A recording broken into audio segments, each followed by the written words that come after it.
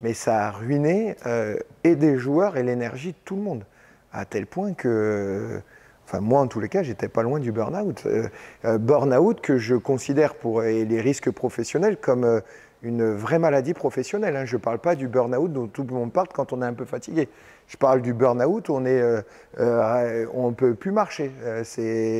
Où on saigne du nez, où il y a de la tachycardie, où c'est j'ai fait deux ulcères. Donc voilà, ouais. Et là, c'est le corps qui dit stop, parce que notre pilotage automatique, il dit je continue à y aller. Hein. Moi, je suis en mission. Voilà. Ça, c'est dur. Et ça, c'est dur. Est-ce que vous avez perçu autre chose?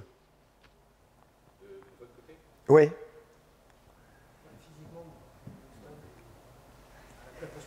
Voilà. Oui, alors, ceci étant, Fabrice l'a dit, je suis un ancien joueur professionnel de rugby. C'est normal que... Non, je plaisante. Ah, c'est vrai, toi, à l'aile. Donc, et ouais, et donc, il y a cette posture. Et voilà, et puis je me démonte pas, je présente le truc, je parle à tout le monde, voilà, Thomas, mets-toi de côté, il était là en attente, qu'est-ce que je fais? Mais oui, mais là aussi, nous, dès lors que le chef prend une posture dominante et se dit, bah attends, là, moi, boum, c'est moi le chef. Ah, mais alors, je peux vous assurer d'une chose, c'est les gens qui sont dans le système, toujours dans une approche systémique, sont connectés à nous, je peux vous garantir, et j'en suis absolument convaincu, ils ne vont pas s'investir à 100% pour la mission, encore moins celle qu'on incarne. C'est impossible, encore moins dans la durée. Alors on a la pression de résultat, parce que c'est un système, et sans doute vous, plus que nous, d'un système d'ensemble, parce que c'est national, hein, votre groupe. Mais et vous travaillez à plusieurs endroits différents. Enfin, vous êtes, rappelez-moi, on me l'a dit, le rôle que vous avez, c'est vos missions. C'est manager de... Ok, bon, voilà, donc manager.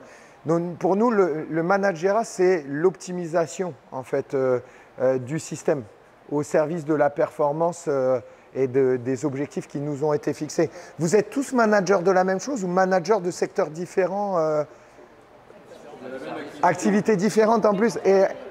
Ah oui, donc encore plus le besoin dans des activités différentes de créer de la... Voilà, donc on en revient à ce qu'on disait au départ sur la cohésion opératoire et la cohésion sociale. Cohésion sociale, on est très loin si vous avez en plus des... Ça arrive que de Cherbourg en Bretagne, il y ait des... Ah oui, donc... Donc pas sur les mêmes sites, mais la finalité est commune.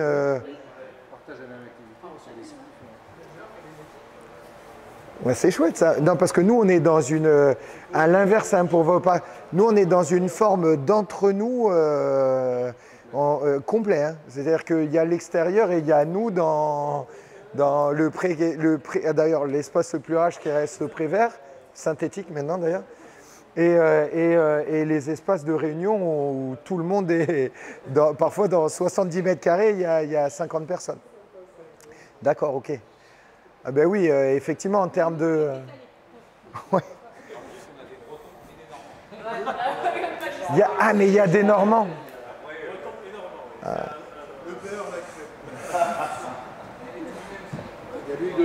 Oh, vous voyez, ça... Ah non, c'est pas ça que je voulais faire.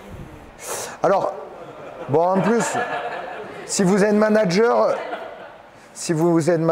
et donc ce que j'avais plus ou moins entendu, bon, nous, évidemment, comme vous, on a des objectifs de résultats, des objectifs de processus.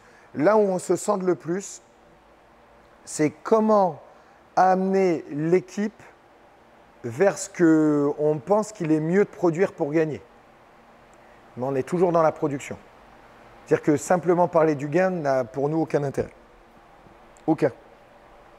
Parce qu'à la fin, on ne sait pas pourquoi on a gagné ou pourquoi on a perdu, si on n'a pas de process identifié.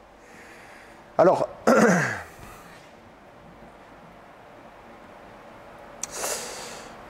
on a énormément de données. Énormément. Sur 3 matchs,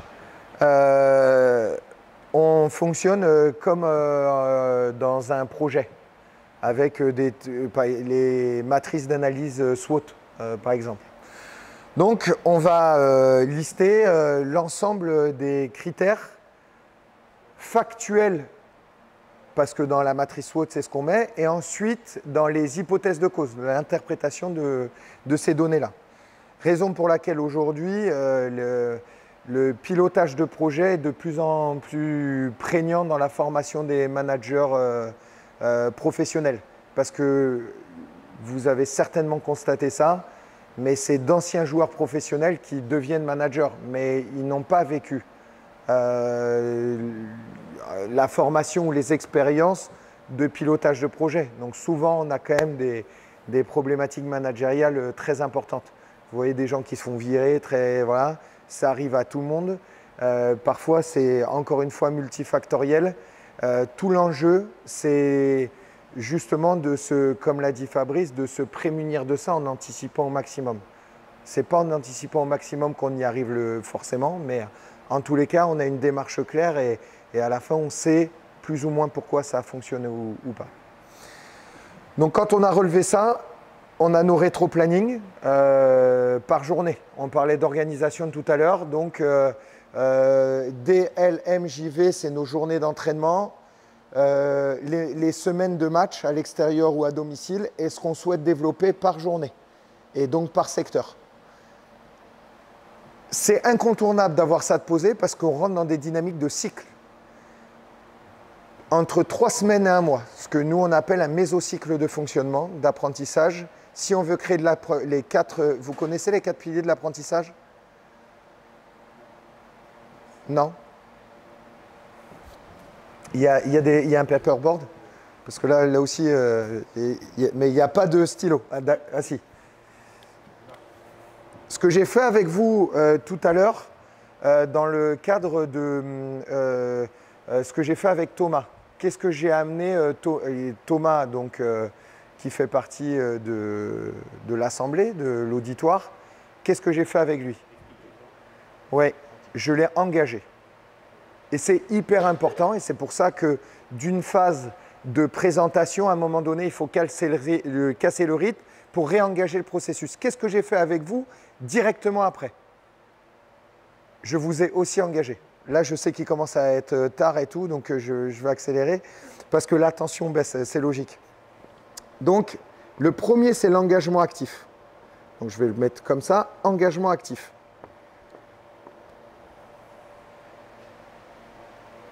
Je viens de vous donner le deuxième. J'ai fait exprès. Comment? L'engagement passif. Du moins, j'ai dit qu'il y a quelque chose qui baissait. L'attention.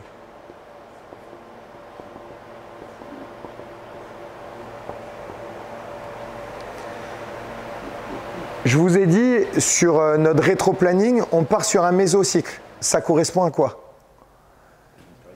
Une période dans laquelle je vais répéter. Par exemple, oui, une routine, et effectivement, on s'appuie sur les routines d'entraînement parce que c'est ce qui permet d'aller relativement vite. C'est la répétition. Pour apprendre, il faut forcément répéter. Donc, c'est la répétition.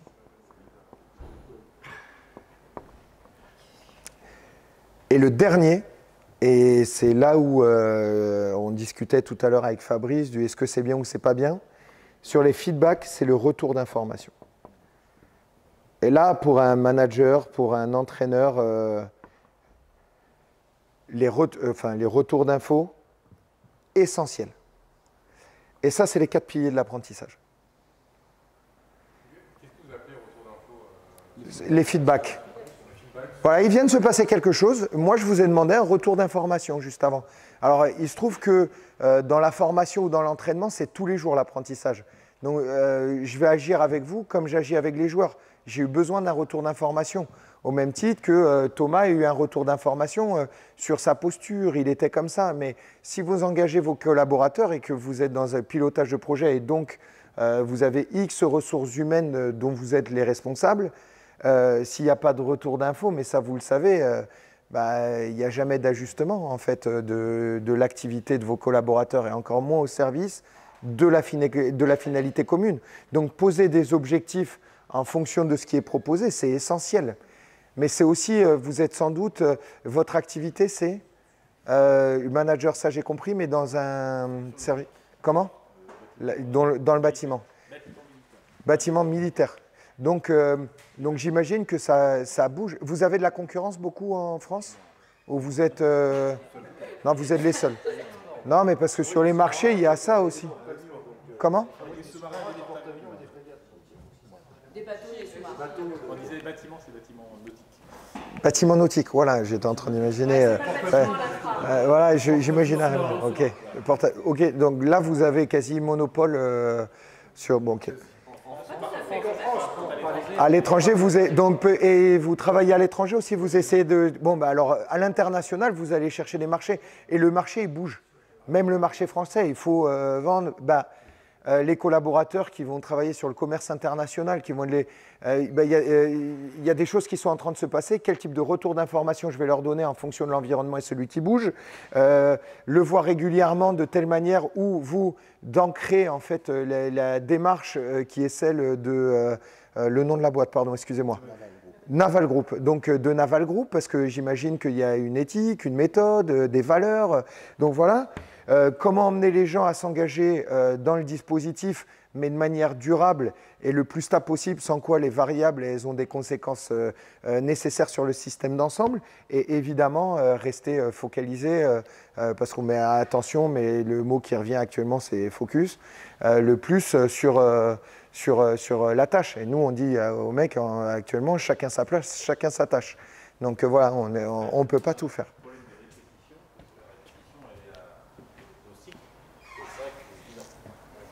Et donc, vous vous souvenez, quand je vous parlais d'espace-temps, ça change. Donc, comment on fait sur 5 ou 10 ans pour, d'ailleurs, le climat motivationnel?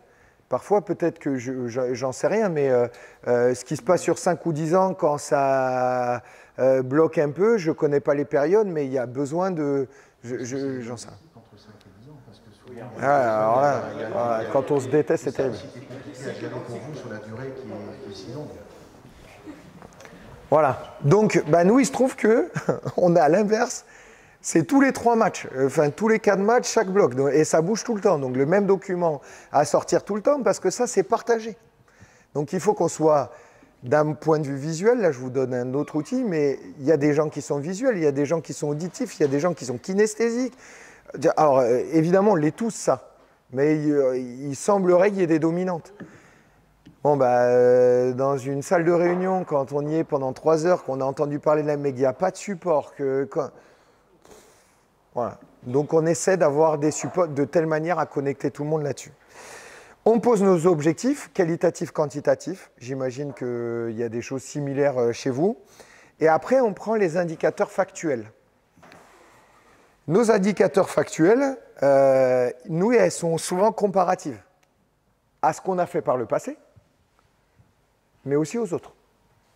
Sans doute comme vous, par rapport à l'international, à ce que font les autres, j'imagine, avec d'autres indicateurs. Et je vais aller à l'essentiel. Donc, quand on a tout ça, et qu'on a engagé, évidemment, on évalue, et j'en reviens à ce qu'on vous partageait tout à l'heure. Vous vous souvenez, il y a 4 ans, j'étais parti là-dessus. J'y suis toujours. Premier step, vision partagée. Le gain est fondamental. Avoir le ballon, pour nous, est fondamental.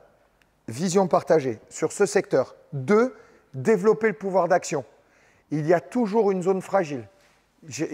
C'est tellement court dans l'espace-temps de prendre une décision à une vitesse pas possible qu'il faut qu'ils aient assez confiance en eux pour que ça fonctionne. Et il faut que ça fonctionne ensemble dans un espace-temps très court.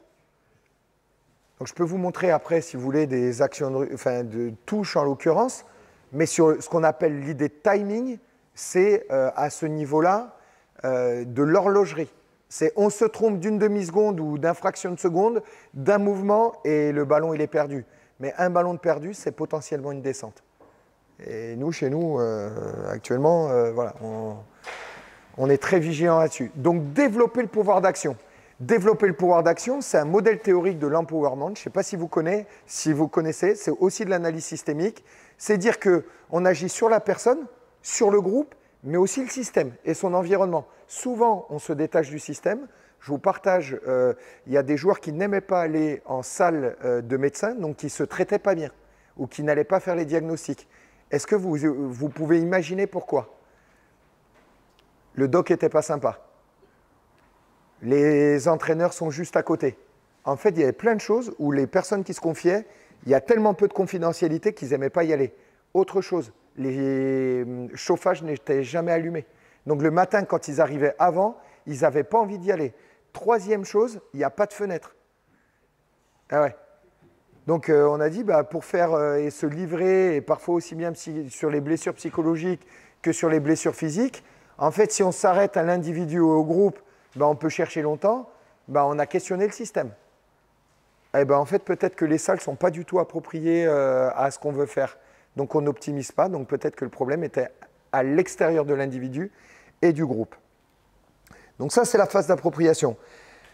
La phase d'autonomisation, il fallait qu'ils se prennent en charge et qu'ils expérimentent par eux-mêmes. Nous, je n'ai pas besoin d'être là tout le temps. Le pire, ou le mieux, ce serait que je sois là très rarement, en fait. C'est là que j'aurais gagné. Et que, vu que le club, il ne connaît rien à ce que je vous dis, il finirait par me virer. Donc, je vais faire quand même croire que je bosse bien. Mais c'est une réalité. C'est plus il y a d'autonomie, plus ils sont capables de faire des choix, plus ils sont capables de conduire une démarche de performance. Qui plus est, performance durable. C'est la seule chose qui nous intéresse. Et aujourd'hui, nous, en termes de gains, on a ce qu'on appelle les banques de données, la data farm. Aujourd'hui, on est le 2e meilleur compte du championnat et on est la 5e touche offensive. Donc, on est plutôt sur des standards de très haut niveau sur la Pro D2. Et ça, c'est quelque chose qui appartient à nous, mais surtout aux joueurs. Ce n'est pas des exécutants. Et Vas-y, je t'en prie. Là, il ne le dit pas, mais c'est très important, mais c'est un travail de fond de 2 années. Oui. C'est-à-dire que c'est pas venu comme ça en 3 semaines, en 1 mois, en 10 ans, non. C'est un travail de fond de 2 années. Sachant qu'un projet d'équipe, on dit toujours qu'il faut 3 ans à peu près pour l'amener à maturité.